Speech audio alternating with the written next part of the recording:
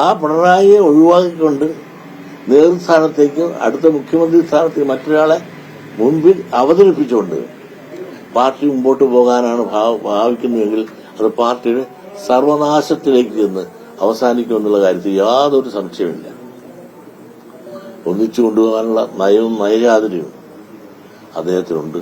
അതുകൊണ്ട് തന്നെ പിണറായി വിജയൻ എന്നൊരു അപ്രമാദിത്വത്തിലേക്ക് CPM മാറി എന്നതാണ് ഈ സമ്മേളനത്തിന്റെ ബാക്കി പത്രം എന്നാണ് പരക്കെയുള്ള വാർത്തകൾ. അത് വളരെ ശരിയാണ്. അങ്ങനെ തന്നെ വേണം. ഈ ഒരു പള്ളി 16 പട്ടക്കാരാകരുത്. ഒരു പള്ളിയിൽ ഒറ്റ പട്ടക്കാരൻ മതി. ഈ ഒരു പള്ളി 16 പട്ടക്കാരനായ 16 പട്ടക്കാരൻ തമ്മിൽ ദിവസം അടിവയായിരിക്കും. പക്ഷെ പിണറായി വിജയൻ ശക്തനായ ഒരു ഭരണാധികാരി, ശക്തനായ ഒരു ലീഡർ എന്നത് കാണിച്ചില്ലേ? ഈ ചർച്ചയിൽ നിന്നും പിണറായി ആരും തൊട്ടില്ലല്ലോ. അദ്ദേഹത്തിനെതിരായ ഒരു അഭിപ്രായം പറഞ്ഞില്ലല്ലോ. പുറത്ത് പലരും അവിടെ ഇവിടെ നിന്ന് പലതും പറയുമായിരിക്കും.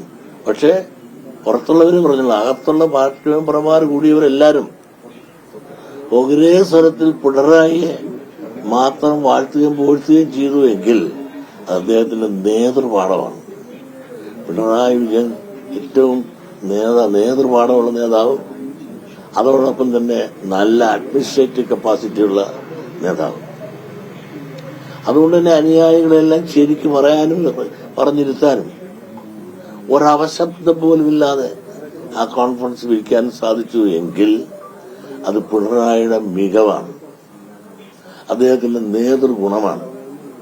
അപ്പൊ അദ്ദേഹത്തെ കേന്ദ്രീകരിച്ചുകൊണ്ട് പാർട്ടി മുമ്പോട്ട് പോകുന്നുവെങ്കിൽ നല്ലതാണ്. അല്ലാതെ എല്ലാവരെയും കൂടെ കേന്ദ്രീകരിച്ചിട്ട് പാർട്ടി പോയാൽ അത് പല വഴിക്ക് പോകും. ഒരു വഴിക്ക് പോകണമെന്നുണ്ടെങ്കിൽ പിണറായിയുടെ നേതൃത്വത്തിൽ പിണറായിയുടെ കൂടെ തന്നെ നയിച്ച് മുമ്പോട്ട് പോകാൻ നമുക്ക് സാധിക്കണം, അവർക്ക് സാധിക്കണം. എന്നാലേ പാർട്ടി വളരെ ഉയരും. ഇനിയൊരു തുടർ ഭരണം ഉണ്ടാകുമെന്ന് ആഗ്രഹിക്കുന്നുണ്ട്. നിങ്ങളൊന്ന് ആലോചിക്കണം. ഇനിയൊരു തുടർ ഭരണം ഉണ്ടാകുമെന്നുള്ള ആ ഉറച്ച വിശ്വാസവും പ്രതിജ്ഞയോടും കൂടിയാണ് ഇന്ന് ആ യോഗം കൊല്ലത്ത് വിരിയുമ്പോൾ അവരുടെ പ്രതീക്ഷ കൂടുതൽ ഉയരുകയാണ് ചെയ്തത്. മറ്റൊന്നും കൊണ്ടല്ല, ഇടതുപക്ഷത്തിന്റെ ശക്തമായ പ്രകടനം കൊണ്ടോ അല്ല. ഇന്ന് UDF എവിടെ കിടക്കുന്നു? അവർ തമ്മിൽ തന്നെ ഛിന്ന ഭിന്നമായി കിടക്കുന്നു. അപ്പൊ ഈ രാജ്യത്ത് എന്തുകൊണ്ടും ഉറച്ചൊന്നിച്ചു നിൽക്കുന്ന ഇടതുപക്ഷ വോട്ട് ഒച്ചു കാണും. വലതുപക്ഷ വോട്ടുകളെല്ലാം തന്നെ ഛിന്ന ഭിന്നമാകുന്നു. അതുകൂടാതെ തന്നെ NDA ഇവിടെ വളരുന്നു. NDAയുടെ വളർച്ച UDFന്റെ തളർച്ചയാണ്. അതുകൊണ്ട് LDFന്റെ ഐശ്വര്യം എന്ന് പറഞ്ഞാൽ NDA ആണ്. അതുകൊണ്ട് തന്നെ നിങ്ങൾ ആലോചിച്ച് നോക്കും, പതിച്ചെറിയാൻ ജയിക്കുന്നതെന്ന ത്രികോണ മത്സരം കൊണ്ടാണ്. നേരത്തെ അവിടെ കോൺഗ്രസ് മാത്രം ജയിച്ചുകൊണ്ടിരുന്ന സ്ഥലത്ത് BJP കുറെ വോട്ട് പിടിച്ചു. അതോടുകൂടി സജിച്ചെറിയാൻ ജയിക്കുകയാണ്. അതോടൊപ്പം നിങ്ങൾ ആലോചിച്ച് വിഴിഞ്ഞാലക്കുട ആരാണ് ജയിക്കുന്നത്? ഇപ്പോ അവിടെ ഉണ്ണിയാടൻ സ്ഥിരമായി ജയിച്ചുകൊണ്ടിരുന്നതാണ്.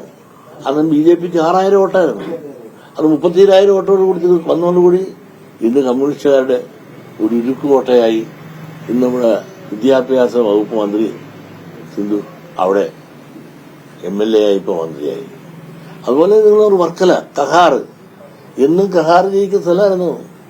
അവിടെ NDAയുടെ ഒരു സ്ഥാനാർത്ഥി ഇന്നൊരു 18,000-20,000 വോട്ട് പിടിച്ചപ്പോൾ കഹാർ തവിടുപൊടിയായി.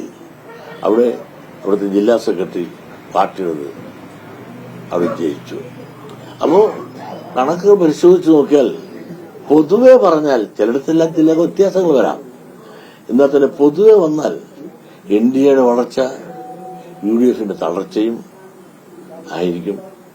അതുകൊണ്ട് തന്നെയാണ് തുടർ ഭരണം ഇനിയും പിണറായി തന്നെയായിരിക്കും. പിണറായി മാറിക്കൊണ്ട് ഒരു നേതാവായിട്ട് ആരെ അവതരിപ്പിച്ചാലും അത് ഫെയിലിയർ ആയിരിക്കുമെന്ന് മാത്രമല്ല, കമ്മ്യൂണിസ്റ്റ് പാർട്ടി തന്നെ പരസ്പരം വെട്ടിമരിക്കാനായിട്ട്, സ്ഥാനത്തിന് വേണ്ടി വെട്ടിമരിക്കാനായിട്ട് വരുന്ന പല ആരും കാണും. പക്ഷെ പിണറായിയുടെ സീറ്റിലേക്ക് വരാൻ ആരുമില്ല. ആ പിണറായിയെ ഒഴിവാക്കിക്കൊണ്ട് നേതൃസ്ഥാനത്തേക്ക് അടുത്ത മുഖ്യമന്ത്രി സ്ഥാനത്തേക്ക് മറ്റൊരാളെ മുൻപിൽ അവതരിപ്പിച്ചുകൊണ്ട് പാർട്ടി മുമ്പോട്ട് പോകാനാണ് ഭാവിക്കുന്നതെങ്കിൽ അത് പാർട്ടിയുടെ സർവനാശത്തിലേക്ക് ചെന്ന് അവസാനിക്കുമെന്നുള്ള കാര്യത്തിൽ യാതൊരു സംശയമില്ല. ഒന്നിച്ചു കൊണ്ടുപോകാനുള്ള നയവും നയചാതുര്യവും അദ്ദേഹത്തിനുണ്ട്. അതുകൊണ്ട് തന്നെ